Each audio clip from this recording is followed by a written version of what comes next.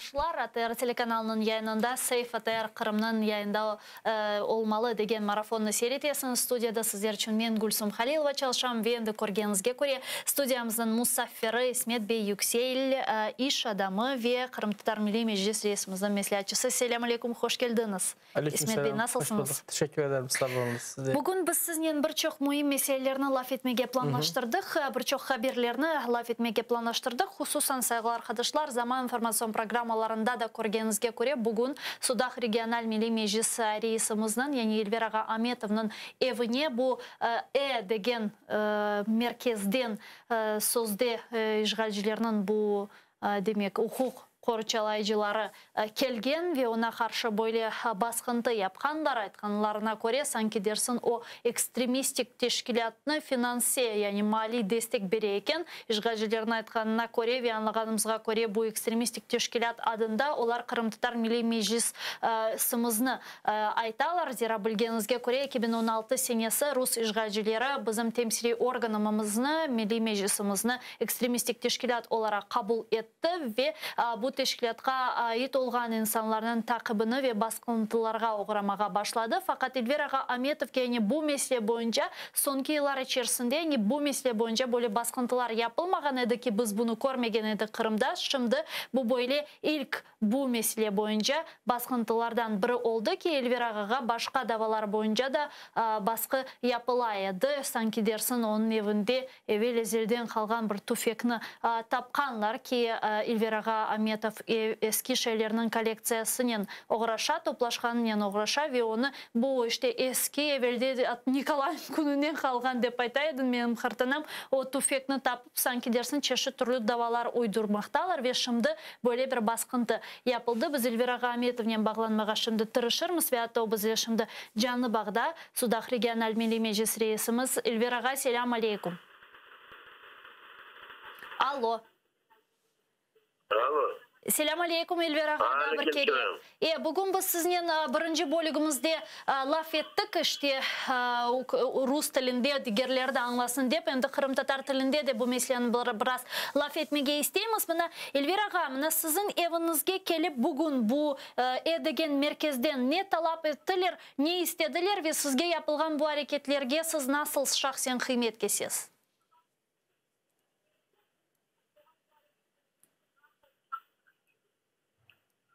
Gülsüm, ben endi alıştım bu şeylere, bu misafirlere gelip приглашение yapaylar.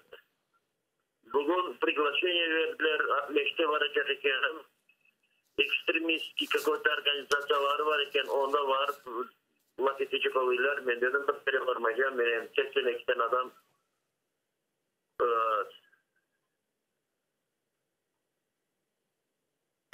Ben sizden dedim endi laf etmeyeceğim ama siz geldiğinizden birinci günü geldikten 14. senesi. Ben Mustafa'ya istek ediydim. Ameniminde kapatladılar, işte ben savada yolu kapattım. Siz dedim, ştrafladınız beni, bekar dedim. Sizde sakon pravil yoktur dedim. Bunlar da beni sen sorayım.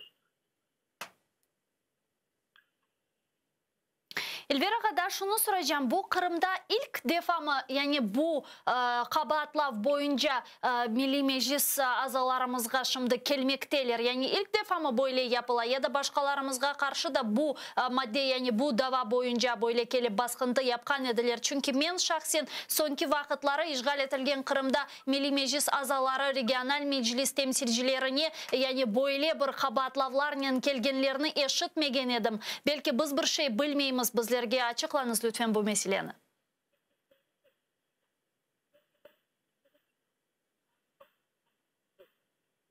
Ben başkalarını aslında yoktur çünkü bilmiyorum. Kendim için söyleyeceğim. Bunlar bugün gelenlere, bu kayıt getirenler bana göster. Dediler, meclisler ahmet itilme, yapaysın. Финансовый помогаешь мeclis sual verdiler. Вот. Я так как председатель Мejlisa Судальского района, меня народ избрал. Я занимаюсь деятельностью. Я 4 колодца очистил, 4 колодца вырыл, больницы ремонтировал, школы помогал ремонтировать, не глядя, там русские, татарские, 3 школы есть, тогда финансировал при Украине все было. Вот. Вот это моя деятельность. Олар dediler, ну, что Meclis отказ edeceğim, нападем bir правительство, меня никогда. Народ мой, если мне скажет, я откажусь. Çok sağ olunuz Elviraga bizlerge aytıp geçkeniz için ve hakikaten böyle cesaretinizle biz bunda çok ruhlanamız, ilhamlanamız. Büyükten sizge teşekkürler. Sudak Regional Milli Meclis Reisi ve Kırım Tatar Milli Hareket iştirakçısı Elviraga Ametov bizle canlı bağdaydı. İsmet Bey, bu yapılğanğa siz nasıl kıymet kesesiz? Hakikaten de Elviraga'nın da aytkanına göre bu kabatlav boyunca bu sonki vakit biz böyle bir şeylerini görmegen edik. Ne için aynen şimdi? Yani şimdi İlveraga gibi insanlar Kırım Tatar Milli Hareketi'nin en başından beri olan insanlar, dikkat çeken, önde olan insanlardır. Yani şunun için yani şu manada ya da bu manada değil. Bir şey tapacaklar ve bunun gibi insanları kabahatlayacaklar. Ama İlveraga, ben yıllardır tanıyım İlveraga'nın. İlveraga'nın cesaretli, cesurluğu herkese bilinen bir şey. O vakitte Sudak'taki ilk birinci Kırım Tatarları sürgünlükten kayıtkan vakitteki İlveraga'nın yapkan cesaretliği bunu Fezbe'de bile, bizler de bilemiz, bütün dünya bile. Onun için İlveraga gibi insanların peşinden her vakit ketecekler ve ketmeye devam edecekler. Tek İlveraga değil, burada isim vermeye istemem ama birçok andaki Kırım Tatarların, milli hareket iştirakçılarının hepsinin üzerine ketecekler bunlar. Onların yapılan işleri de böyle de devam edecek. Ama biz onlar devam edecek de hep İlveraga gibi insanlar, cesaretli insanlar elbette bu milli davadan geri kaytmayacağımız. Yani benim bunu çok fazla aytmağa, oradaki insanların da zor durumda bırakmağa istemem açıkçası ama öyle. İlveraga'ya Allah sağlık versin, güç versin, kuvvet versin. Tek İlveraga'ya değil, oradaki yaşayan halkımızın hepsine. Hepsine güç kuvvet versin. Böyle bir şey var demek şimdi Elviraga'ga böyle kabahatlarını seslendirgenler sanki dersin o ekstremistik teşkilatka mali destek bergeni için ekstremistik teşkilat degende işgalciler Kırım Tatar Milli Meclisi'nin dekler. Kırım Tatar Milli Meclisi'nin bu yasağı lahu etilmesi için hatta Gaga Mahkemesi'nin kararı mevcut. Nasıl etip sizin fikriniz yani bu meselede biz bir şey yapabilemiz mi? Rusya'ya tesir etmeye imkan var mı? Çünkü Rusya Halkara Mahkemenin alıngan kararını bile yerine getirmemekte ve bu gibi hareketler yapmakta. Yani buna binaen ne yapabilemiz şimdi? Yani biz bundan elbette Ukrayna'da biz serbestçe yaşayımız. İstegenlerimizde aytmağa da mümkün ama çok fazla bir şimdi şu halde çok fazla Rusya gücümüz yetmiyor. Rusya yine istegeni gibi at koştur, istegeni gibi oynay. Çok fazla ama insan hakları, uluslararası hukuka binaen keşke Rusya'ya daha fazla yaptırımlar yaptırıp olsalar. Bütün dünya tek biz değil de ama bizim kolumuzdan maalesef çok da fazla bir şey gelmiyor. Çok fazla tek dua etmekten başka yapacak bir şeyimiz gelmiyor ama insan olarak, fert olarak yapacağımız tek şey bu hukuk taraftan haksızlığımızı yani haksız olan işlerinin peşinden keterek bunları bütün dünyaya anlatmaya tırışmamız. Etrafımızdaki olan insanlara, sosyal medyada ve her tarafta bu anlatmak gerekmiş ki Rusya'nın yaptığı bu zorbalığı herkese anlatmak gerekmiş. Bizim tek kolumuzdan gelen şey şimdi bu maalesef. Sizin fikriniz yani bunu yapan işgalcilerin esas maksadı neden ibaret Kırım'da şimdi? Elviraga Ametovga bu yapkan baskıntının ve sadece ona değil diğerlerine yapılgan baskıntı çünkü onlar seçip herkes kimna bütün halka böyle her birisine 300 binge gelip yapmıyorlar da ayrı insanlarını seçip evet, onlara baskıntı gerçekleşiyor. Evet. İşte biraz evvel aytkanın gibi Elviraga gibi insanlar önde ketken insanlar. Çünkü bunlara baskı yapkan vakitte Türkçe bir laf vardı, gözdağı vermek. Yani Kırım Tatarcası korkuzmak. Yani bu insanların biz bak İlveraga gibi insanlarga biz bunu yapamız, yasayımız ama biz sizge de yapabiliriz, depaytamız. Şimdi bu olgan şeyler İlveraga bugünkü yapılgan baskını açık ayttı. korkmazdan bana böyle baskılar yaptılar deyip ortaya çıktı. Belki de Kırım'ın içinde birçok insanlara baskı yapıla. Belki köylülerge ketile ama insanlar korkkanından sesini çıkartmaya biz bilemiz. Kele baskılar kele. O da köyde sıradan bir Mehmet Aga'ya, Ahmet Aga'ya keleler. O yaparlar. Onları alırlar. FSB'ye çağırırlar. Senin için şunu yaptın, niçin bunu yaptın değiller ama bu insanlar onlar da haklılar. Çünkü korkarlar. Aytmayırlar. Biz geldi FSB beni çağırdı, milisa beni çağırdı. Aldık etti. Bana işte arıza yazdırdılar deyip ayıp olamayırlar. Çünkü bilirler ki eğer ayıp olsalar yarın bir gün başlarına daha çok şeyler gelecek. Onun için İlber Ağa gibi insanların üstüne keteler. Başka insanlar bu milli hareketke yani Kırım Tatar meselesine koşulmanız. Eğer koşulursanız biz sizge de çok şeyler yaparız deyip ona korkuzma deyip düşünen ben. Bunun beraberlikte hakikaten çok doğru aytasınız. Bilgenlerimiz, bilmegenlerimiz de ne yazık ki çok. Bunun beraberlikte birçoklarını Kırım'dan ketmege de mecbur bırakalar. Kırım'ı ziyaret etmemege de mecbur bakalar ve böyle hibrit deportatsiya degen şey de mevcut. Ben ne için bu meselege geldim? Çünkü ben biraz sizin ekeniz hakkında da laf etmege isterdim. Çünkü sizge de şahsen, yani şahsen Ruslardan böyle bir zulümge uğradınız. Ve sizni de mecbur ettiler ve şimdi siz benim bilgenime göre Kırım'a barıp olamaysınız. Kaç yıldan beri? 7 yıl oldu işte. İşgalin saysak işgalden sonra Ağustos ayında. Ya neden başladı Ağustos ayında. Yani aslında işgal vaktinde başladı. İşgal vaktinden de belki öncesi de vardır bu işin ama bana baskıları işgal vaktinde oldu. 2 sefer FSB beni çağırdı. Çağırdı. Bunu alıp bir yere kettiler. Çok meraklı. Ama 2014 senesi siz TRT Avaz için muhabirlik yapaydınız. Kırım Haber Agentliği'ndeydim. 2014'te bu tam işgal vaktinde yapkan işlerinden bir tanesi Türkiye'den gelgen tüm jurnalistlerini organize etmek. Yani çünkü bizim vazifemiz orada şuydu. Daha doğrusu bir Kırım Tatar olarak bir Müslüman olarak yapkan vazifem şuydu. Çünkü Kırım andan işgal olan vakitte Türkiye'nin çeşitli yerlerinden, çeşitli medyalardan insanlar geldi. Evet Kırım bilmiyorlar, ne olganını bilmiyorlar. Bir haber eşitken vakitte hepsi anda çapaydı. Şimdi ama o vakitlerde şu günleri eğer yakşı düşünseniz her tarafında bir şeyler olup keteydi. Kimi airportunda bastılar, kettiler, askeriyeler basalar, Bahçesaray'da bilmem ne ola, Sivastopol'da Valbek bir şeyler ola airportunda ama şimdi bir haber çıka 10 tane jurnalist olsa 10 jurnaliste Bahçesaray'a çapa. Bu tarafta olan şeylerde bir haber, kimsenin haber olmay. İşte benim yapkan işim şu oldu. Bu algan haberlerini Türkiye'den gelgen çeşitli jurnalistlerini enformasyon vererek çeşitli yerlere darkatmaya, organize etmeye. Onlarla bir oturup toplaşı yaptık. Dedik ki nasıl yapayım? Şimdi herkes bir yerde toplansa öbür taraftan haber olmaz. Şunun için her tarafını insanlarını jurnalistlerin çeşitli yerlere darkattım. Orada bir FSB şu vakitte beni bir çağırdı. Şu vakitte. Artık FSB değil de o vakitte daha FSB'de yoktu. Ezbu'dan gelgen o Ezbu'ya işte daha sonra FSB'ye geçen insanlar bana uyardılar. Dediler sen bu işlere karışma sen işin değil. Evet ben ondan hiçbirisini dinlemedim. Dikkat almadım. Bilgen işimi yaptım. Hepsi bir yaptım. Son FSB sonra işgalden son artık bu Ezbu bütün şeyleri, hadimleri hepsi şeye geçtiler. FSB olgan son. Satıldılar. Evet doğrusunu satıldılar.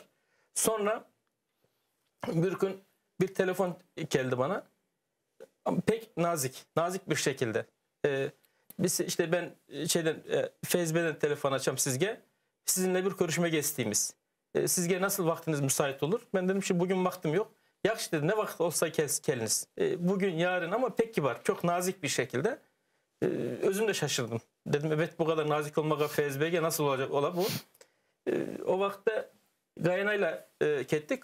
İşte dedik gelgen vakitte pasaportunuz da alın gelip dedi ayettiler. İşte eski Ezbu'nun şimdiki FSB'nin yerine vardım. Anda yanımızda bir de advokat aldık. Şimdi advokatın adını şimdi aklımda yok. Onu da aldık ettik. Gayana ben üçümüz kettik. FSB'nin binasının önüne. O beni çağırgan kişi geldi. Yine nazik bir şekilde Gayana'ya siz dedi gelmeniz. Biz dedi İsmet Bey'le alıp geçecek miyiz? Bir de işin meraklısı bu adam Türkçe konuşaydı. En meraklısı. FSB Evet. Türkçe konuşaydı ve serbest Türkçe konuşaydı. Rahat. Sonra geldik aldılar beni. Kırdık FSB'nin içine kırdık. Kıremiz. O nazik olan adam beni içeri kırgen son 100% değişti. Sertleşmeye başlayı, kattı, kabaca laflar etmeye başlayı. Alıp kettiler beni. Bir koridorların arasına geçtik. Oturduk bir yerde. Sonra başkası geldi. Psikolojik olarak anda aldılar beni. Oturdum. Sanki dersiniz bir kabahat işledim, bir suç işledim, bir şeydeyim, bir polis hırsızlık yaptım ya da birisinin bir cinayet işledim. Oturttular bir yarım saat bir şekil etmeden beklettiler beni anda. Psikolojik olarak öyle bir baskı yaptılar. Baskı. Ondan sonra birisi geldi, başkası geldi. İşte çeşitli sorular sordular. Sen niçin geldin, niçin Kırım'da yaşaysın? Niçin Kırım'da yaşaysın degen vakti ben Kırım Tatarım. Vatanımda yaşayayım ve yaşamaya devam edeceğim. Korkmazdan bunlara ben cevaplar verdim. Son niçin işte o vakti ben evvelden TİKA'da çalışaydım. TİKA'da niçin çalıştın? Şunu tanıysın mı? Bunu tanıysın mı? Hükümetten, devletten, Türkiye devletinden olan adamları soraylar bana. Şunu tanıyın. Hayır yok tanımayayım ya da tanıyayım. Ne olsa da sualler verdiler. Biz yani bayağı bir iki saat böyle bir laf ettik. Ne vakit mana Kırım'dan endi koçmege karar verdiniz? Yani siz için Kırım'da bulunmanın tehlikeli olganını yani nasıl endi anladınız? Yok ben Kırım'dan koçmadım. Ben Kırım'dan ketmege mecbur kalganız. Ben Kırım'ı terk etmedim. Ben sonuna kadar dedim Kırım'da oturacağım dedim. Ne olursa olsun. O vakti Türkiye'deki soylarım da başkaları da dostlarım da işte ya senin için tehlikeli oldu. Artık bundan çıkınız der. Aytmaya başladı ama ben yok ya dedim. Ne vakit o tehlikeli? Ben çıkmadım dedim. Ağustos ayında ya Kurban Bayramı'ydı galiba. Kurban Bayramı'nda Kur'an birlikte Türkiye'ye gittik. Bayramı Türkiye'de geçireydik. Maşinayla gittik. Maşinayla önce Kiev'e geldik. Maşinayla Kiev'e kaldırdık. Sonra Kiev'den uçup Türkiye'ye vardık. Bayramdan sonra yine aynı şekilde Kiev'e gelip Kiev'den maşinayla oturduk. İşte Gayana, benim kızım Canike, Gayana'nın kardeşi vardı bir de arabada, maşinada. Kırdık. Kırmak ettik yine. Evimize ketemiz. Çünkü evimiz orada biz bekliyor. Bütün şeyleri çünkü 10 gün olmagandık Kırım'da. Kırım kapısına girgen son herkes de biz saat 12'de gece 12'de girdik oraya. Sabaha kadar biz beklettiler bizni. Almadılar içeriye. Son sabah olgan son ben belirlesem şöyle düşündük biz. İşte o vakti FSB daha çalışmaydı. Saat 9'a kadar tuttular. Gece şeyler geldi. Askerler geldi, keteleri bizim yanımıza. Sonra askerler birisi geldi. Başka diğerlerin bizim maşinada oturan kızımın işte Gayana'nın kardeşinin pasaportunu verdi. Siz geçebilirsiniz. İsmet Güzel geçip olamayacak. Yani niçin? İşte geçip olamayacak. Sonra bana bir kağıt kolumuza vermeye getirmişler. Buna kol koy. Dedik biz okuyayım. Ne olganını okuyayım. Bu anda bir maddeler yazaydı. Şu maddelerden dolayı senin Kırım'a girişin 5 yıl yasaklandı. Sen işte terörist eylemlerinde bulungan için seni girmeyeceksin. Yani 5 yıl geçti mına. Eğer Mustafa Ağa'ga 5 yılga kırışını yasak etip şimdi 2034 yılga kadar bu yasakını devam ettirseler sizin malumatlarınız var mı? Sizge yasak devam ettirildi mi? Yok benim şu anda bir malumatım yok ama eminim ki yanında ketken vakitte mutlaka bana başka bir şey yaparlar. Yani öyle bir kereler. Onun için de girmeye çok öyle bir mantıklı gelmiyor bana. Bunun beraberlikte Kiev'de de sizge hücum etilgen. Kim hücum etti ve bu yönde davanın sonu var mı? Yok o davanın da sonunda bir şey çıkmadı.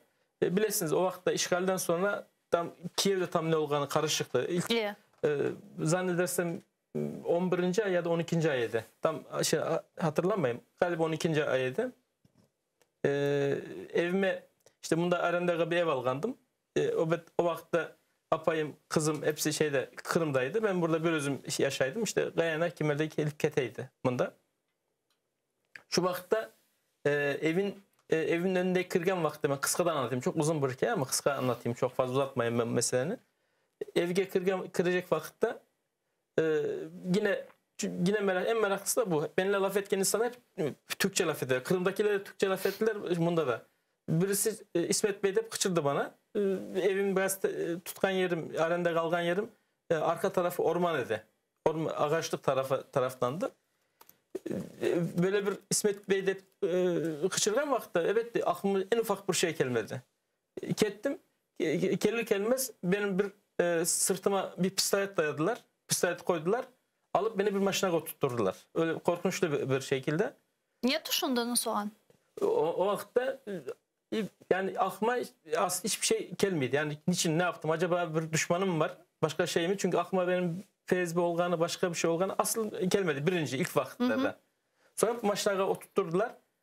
Benden bir şey istediler. Dediler ki biz de şeyiz işte böyle geldik. Biz Rusya'nın adamlarıyız. Bir şekilde ona ben uşakan laflar ama şöyle düşününüz. Benim psikolojimi düşününüz. Kafamın üstünde bir pistolet ve bana sualler verirler. O vakitte evet ne sorarlar ne yaparlar kafam şimdi uğulday bir şekiller kele ama aklıma kele ilk gelgen şey evet korantam kele, kızım kele, ben kelem. Yani şimdi beni öldürecekler, atacaklar, kaçıracaklar. Hep öyle şeyler ilk gelgen aklıma o geldi. Benden sorardılar. Dediler ki siz dediler sen işte bak bunda Kırım'da sen iş yerlerin var dedi. Hepsi ketti. Çok balaban maddi zararlar gördün. Biz bunun hepsini anlayımız. Sen bizim aytkanlarımızı yapsan biz senin Kırım'a geri kaytarırız. Kırım'da yaşarsın. Gene yani verbalat yapmaya istediler. Evet. Biz senin geri coygan maddi zararlarını, biznes taraftan coygan zararlarını biz hepsini karşılap oluruz. Hepsini geri kaytarırsın. Sen bizim isteklerimizi yaparsın. Ben ne istiyorsunuz dedim. Peki isteğiniz ne? Karşılığında ne istiyorsunuz? Mustafa Ağa hakkında bu Mustafa Ağa işte şöyle yaramay, böyle yaramay. İşte bizim aytkan şeylerimiz siz bunu sosyal medyada mı ya da Agenstivadan bir şey de yazın. Biz başka bir şey istemiyoruz. Sen yakın adamsın. Böyle bir şeyler yap. Ben de onlara tek bir şey ayttım. Dedim beni vurun atın.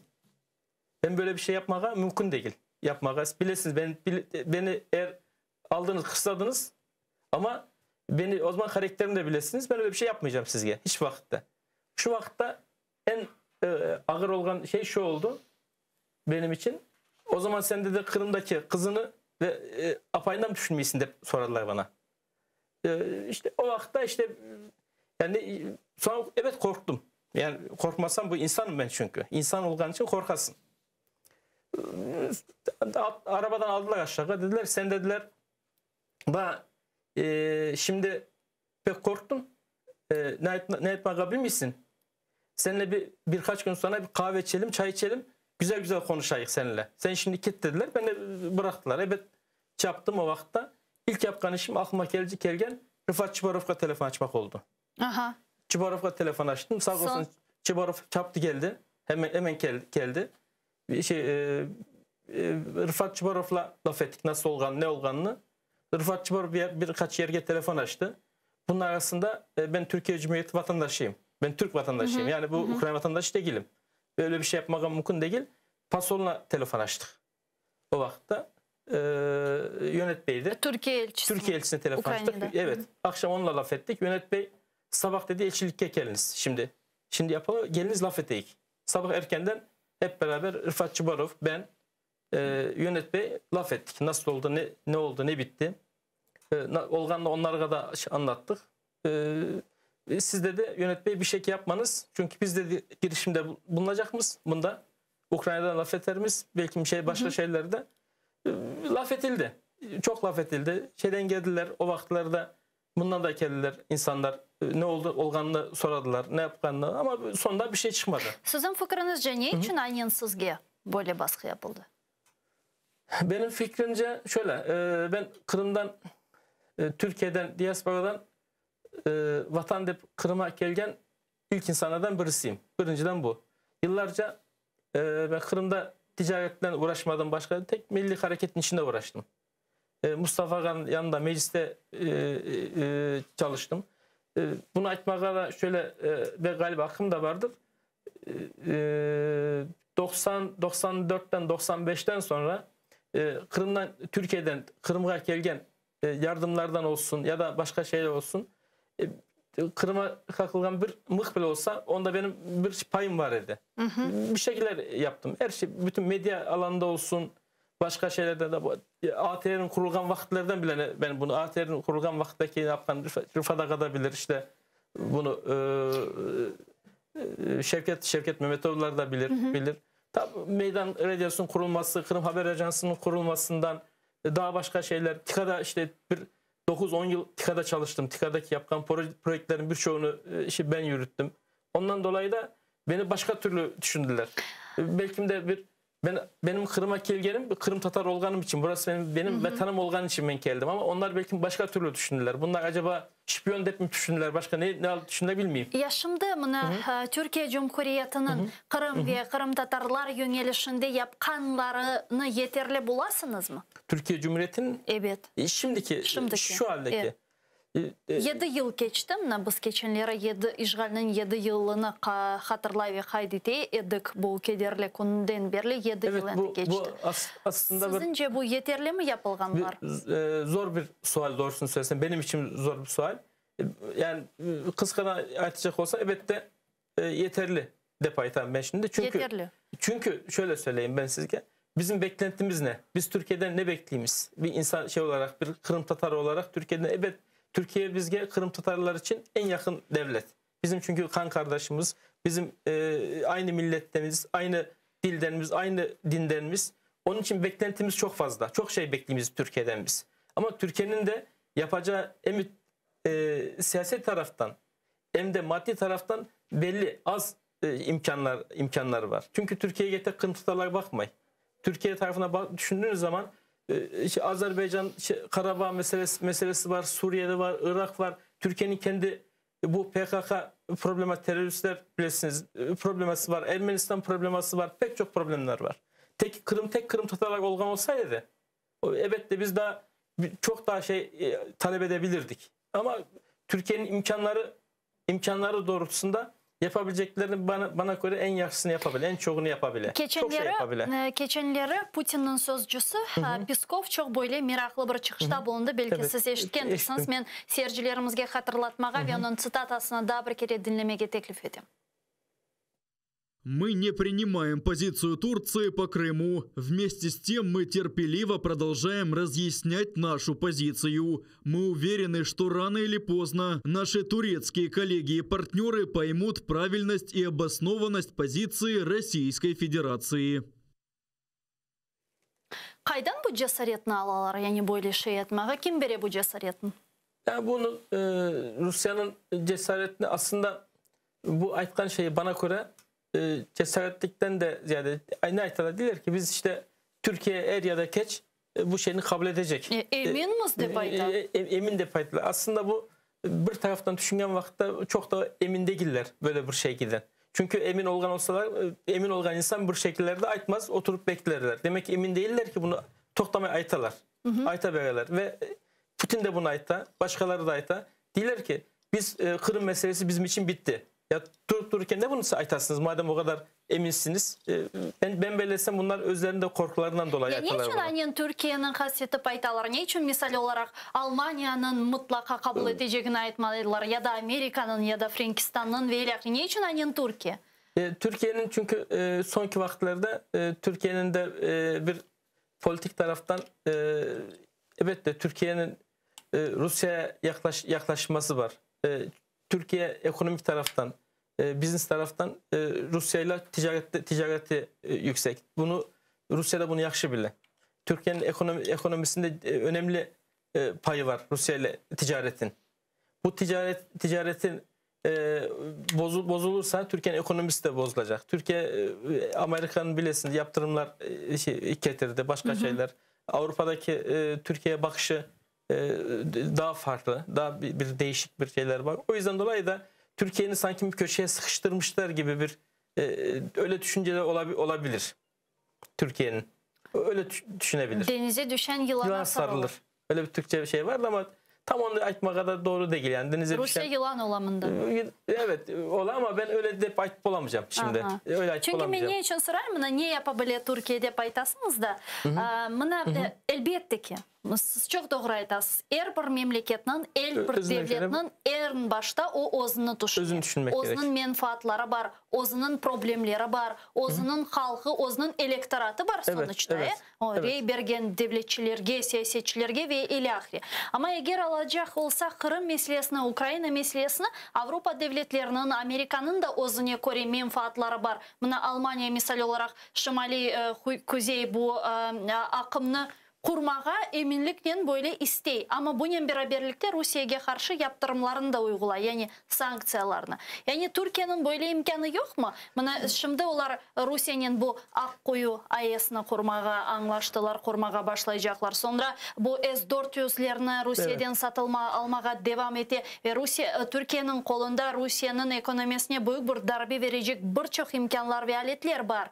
Yani sizin fikrinizce bu yaptırımlarını Türkiye'nin uygulaması ve kırsetmesi için aslında alametler var mı ya da yok? Şimdi ticaret devam edecek. Evet, şimdi Türkiye bilirsiniz Türkiye'nin her bir ortamda her zaman şunu ayttılar. Diler ki biz Kırım'ın işgalini tanımayımız.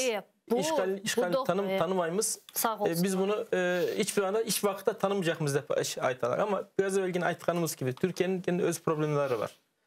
Şimdi bu S-400'ler meselesine gelken vakitte burada da çok fazla konuşulan, çok fazla aytılan S-400'ler. Bunu defalarca Türkiye'de Cumhuriyeti'nin başlıkları bunu defalarca ayttılar, defalarca bu dile getirdiler. Şimdi şöyle bir şey düşününüz. Bunu birinci bir anlaşma var. Türkiye bir NATO üyesi. Ülkesi, NATO üyesi. NATO üyesi olan bir devlet NATO'dan bir hava savunma sistemini istiyor Amerika'dan. Patriot'unu istiyorlar. Diler ki bana biz geber. Türkiye ki bunu Türkiye'nin özünü savunmak borçlu. Çünkü düşmanlar etraf düşmanlarla dolu. Bana göre de birinci düşman dost gibi konuşsa da Rusya. Aslında baksanız ama her bir yerde İran desen İran ona dost değil. Suriye'deki karışıklığını bilesiniz. Yunanistan'ın sonki vakitlerde Akdeniz'deki yapkan hareketlerini bilesiniz. Her bir tarafın çevirgen. Bana hava savunma sistemi gerek de payta Türkiye. Amerika bunu vermiyor. Yok vermeyecek miyiz de payta. Peki ne yapmak gerek Türkiye? Oturup siz vermişsiniz yakşı ben kimseden almayacağım da paytmak gerek. Obama mesela vaktinde bu patriotlar verilmegen edi. Men yanlışmasam Trump Erdogan'ın o sıkıntı korungeni vakit hatırlaysın. Evet. Dedi bu Obama vermedi men veririm. Ama vermediler. Onu bergen olsalar da evet diyor ama vermediler. Belki eğer Türkiye S-400 satın almaktan vazgeçseydi belki veremediler. Yok, yine vermeyeceklerdi. Yine vermeyecekler. Çünkü Amerika'nın da başka Avrupa devletlerinde Türkiye'nin orada güçlü olganını istemiyorlar. Türkiye orada güçlü olursa, eğer Türkiye burada güçlenirse bu bütün buradaki bu coğrafyadaki bütün insanlara yardım edecekler. Bütün devletleri yardım edecekler. Türkiye'nin güçlü olması ne Amerika'nın işine gele ne Avrupa'nın işine gele. Bir kimsenin işine gelişmeyi. Onun için Türkiye'de özün çarelerine baktı. Bu biraz evet de bu derin bir meseledir. Bu beni doğru söylese beni de aşar. Bu mesela ama benim öz şahsi düşüncem bu şekilde. Ama siyasetine alacak olsak bunu kaydetmek gerek ki bu akınca olur. Ukrayna ve Türkiye arasında çok büyük böyle müttefiklik ve stratejik ilişkileri var. Hususan müdafaa yönelişinde ve müdafaa sahasında ve Zelenskiy de her vakit Türkiye'ye özünün böyle kardeş ve bizge yakın devlet olganına göre ki Türkiye Cumhuriyeti de bizlerge destekini her daim bildiriyor ama elbette ki bu destekinin sadece sözlerde değil de hareketlerde de korunmasını daha çok bana göre hareketlerde korunur. Çünkü Ukrayna'ya yapkan vergen desteği bu işte SİHA'lar, İHA'lar onların buradaki bayrakların verilmesi, bunlarla anlaşmalar yapılması, savunma sistemiyle anlaşmalar yapılması Ukrayna'daki ve Türkiye arasındaki dostluğun daha da pekişmesine sebeptir. Yani bu Türkiye zaten kolundan geleni bana göre kolundan geleni yapar ve yapmaya da devam edecek bunu. Ama evet biraz önceki ilk sorgan sualiniz.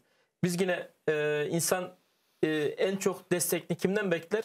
dostundan bekler, sevdiğinden bekler. Biz de buradaki Kırım Tatarları da olsun, Kırım'daki Kırım Tatarları da olsun, Türkiye'nin çok sevgenleri için bunu çok fazla şey bekliyorlar. Çok fazla ama Türkiye'nin şu andaki, şimdiki pozisyonda düşünerek bunu istemek gerek. Ben isterdim ki, yani ben hem Türkiye Cumhuriyeti vatandaşıyım, hem de ben burada Kırım Tatarıyım. Ben Kırım Tatar milliyetçisi bir insanım. Ben isterdim ki Türkiye Rusya Kırım'ı algan vakitte Türkiye ayakta dursun, gelsin, kaldırsın gemilerini, Rusya'yla savaş yapsın, Kırım'ı kurtarsın. Ama maalesef realite öyle değil. Olamaz. Yani istese de olamaz. Çünkü Türkiye'nin kendi özün problemleri var. Bu dengeleri korumak mecburiyetinde. Yani. Geliniz daha Kırım birkaç Kırım haberlerini sizne muzakere ettik ve yayınımızga da bir musafirini bağlayıq. Çünkü saygılar arkadaşlar, sizin bilgenizge göre ki Tunev'in bizim yayınımızda Kırım Tatar Milli Hareket iştirakçısı Edem Dudakov da bunu kaydetti. Akmejit'teki Abdal Müslümanlar mezarlığının 7 gektarını Hristiyanlar mezarlığına bergen işgalci memuriyet ve Bekir Ağa Mahmud bizle şimdi canlı bağda Kırım Tatar Milli Meclis azası ve Kırım gazetasının baş muharriri Bekir Ağa, selam aleyküm. Aleyküm selam Gülsüm. Selam aleyküm İsmet Bey. Aleyküm selam. Bekir Ağa, bu Abdal meselesini bizlerge tafsiyatlıca tarif edersiniz mi? Nasıl etip şimdi Kırım yani Müslümanlarının mezarlığı olgan Abdaldan ve Abdalga ayrılgan bölgenin 7 gektarı şimdi Hristiyanlarının mezarlığına, kabristanına geçti. Nasıl oldu bu? Yanda da galiba ne kadar geçilgen belli değil. Onu da ölçemediler. Birinciden, ikinciden Hisar kuruculuğu da devam etti. O biraz endi ne diyeyim, pek taze mesele değil. Ben bu onu tarihin biraz gözettim ve bana birinci laflar başlagan edi. Oktyabrın başında kaysı bir Rus tilli Kırım telekanalı haber etti. Abdal, ikinci Abdal'da, yani yanı Abdal'da kaysının meydanı 98 gektar, yani 1 kilometre tahminen öyle meydanını ala büyük yer, bir koyun yeri. Anda yerler biteyken bunu ayta Akmeşit şehir memuriyet başının muavini ayta. Yani böyle bir ciddi insan ve böyle şeyler ayta. Ama bizde de anda da 1,5 gektar yer var. Bu bizge yarım yılda yetecek.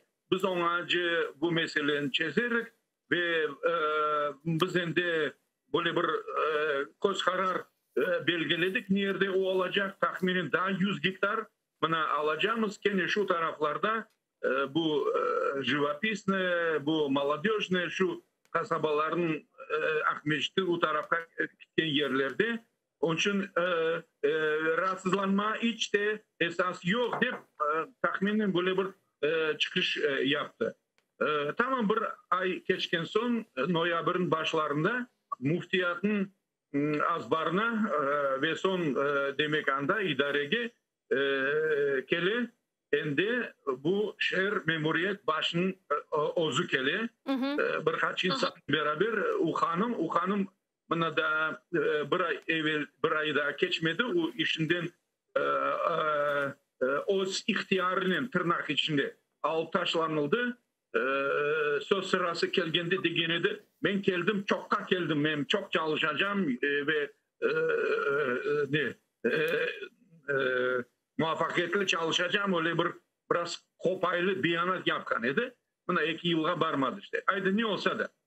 Onlar kendiler ve buna bu herkes bilgen meselenin o yerde söylüyorlar.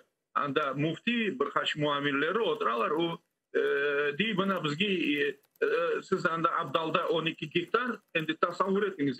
Birinci ve ikinci Abdal o tahminen 170 gektardan ziyade 174-175.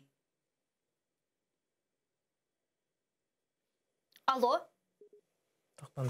Uzuldu ne yazık ki bağımız da bir kere lütfen telefon açınız Bekir Ağa Mahmut'a Kırım Tatar Milli Meclis azamızға İsmet Bey ne dersiniz? Ne için böyle yapılıyor? Yani ne anlamға kele bu? Şimdi elbette Rusların bizge ne ölülerimizge saygısı var ne dirilerimizge saygısı var. Olmasını beklememiz zaten öyle bir şey ki.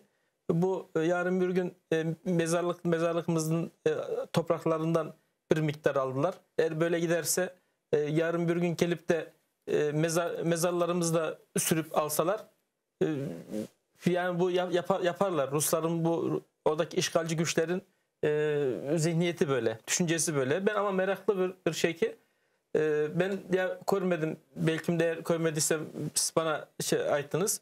Müftiyatın bir tepkisi olmadı. Müftiyat orada Müftiyatın hatta laf etkenler ve müftiyatının razılığını bile almağa galiba tırışkanlar. Evet, ben bizim herhalde razılık verdiler. Bekir Ağa'dan kelini soraya kayıttı bizge. Onu ben tam anlayamadım, anlatamadım.